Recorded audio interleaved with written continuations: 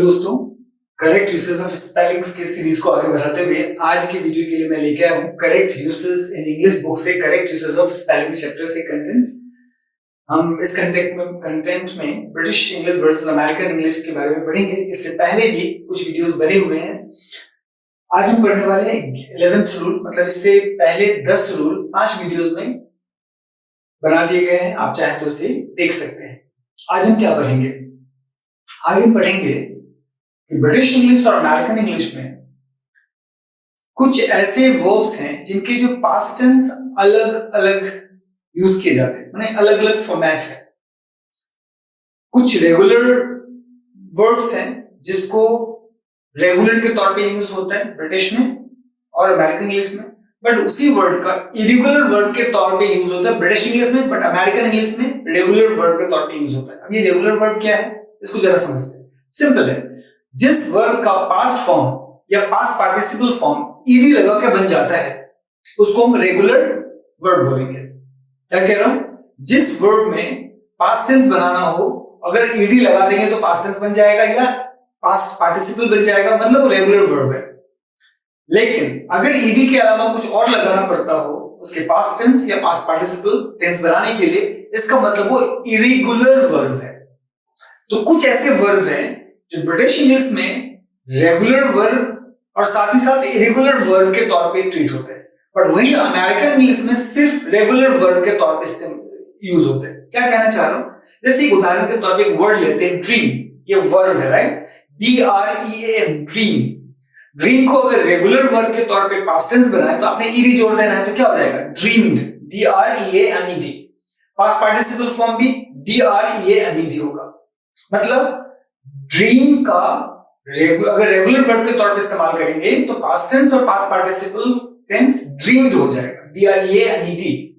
लेकिन अगर इसी वर्ड को अगर हम इरेगुलर वर्ड के तौर पे यूज करें तो ड्रीम्ड हो जाएगा, DREAMT। पास्ट टेंस भी ड्रीम्ड हो जाएगा। मैं क्या कहना चाह रहा हूं? ड्रीम की दो पॉसिबिलिटी हो सकती है, एक ईडी लगा के और एक लास्ट में एमटी लेके। अगर ईडी लगा तो रेगुलर वर्ब है, मतलब रेगुलर वर्ब के तौर पे यूज हुआ है। अगर उसमें एमटी लगा तो वो इरेगुलर वर्ब के तौर पे यूज हुआ है।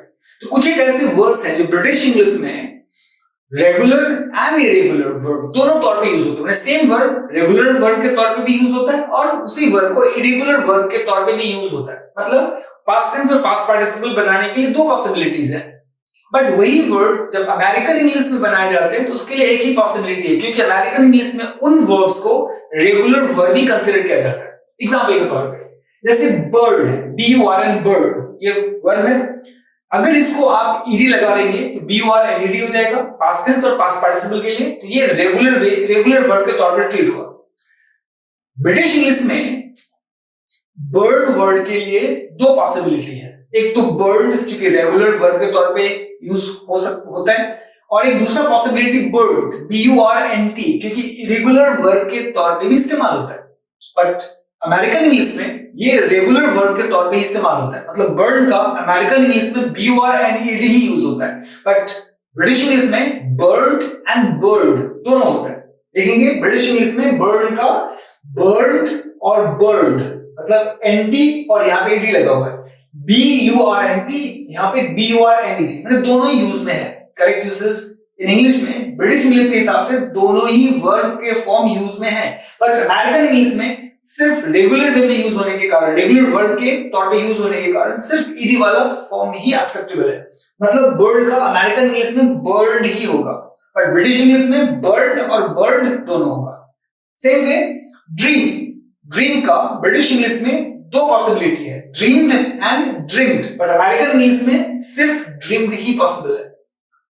LEARN, लर्न का ब्रिटिश इंग्लिश में दो पॉसिबिलिटी है, learned and learn, but American English में एक ही पॉसिबिलिटी है, लर्न्ड।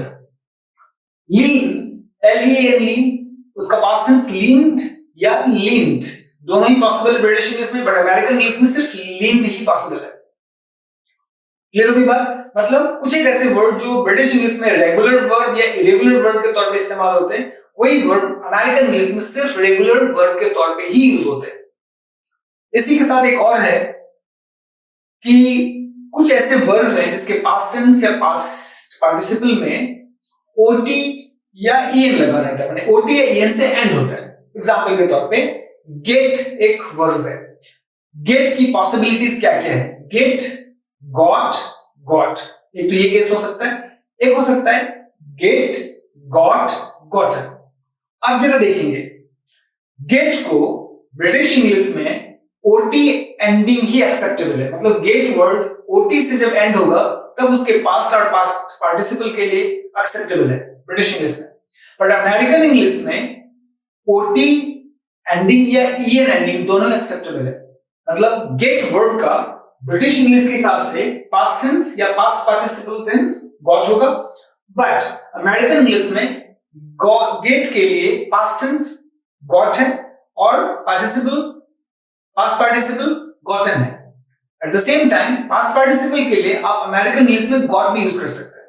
क्या कह रहा हूं कि अमेरिकन इंग्लिश में ओटी एंडिंग और ईएन एंडिंग दोनों ही एक्सेप्टेबल है, बट ब्रिटिश इंग्लिश में सिर्फ और सिर्फ ओटी एंडिंग ही एक्सेप्टेबल है। ये आपको ध्यान रखना है।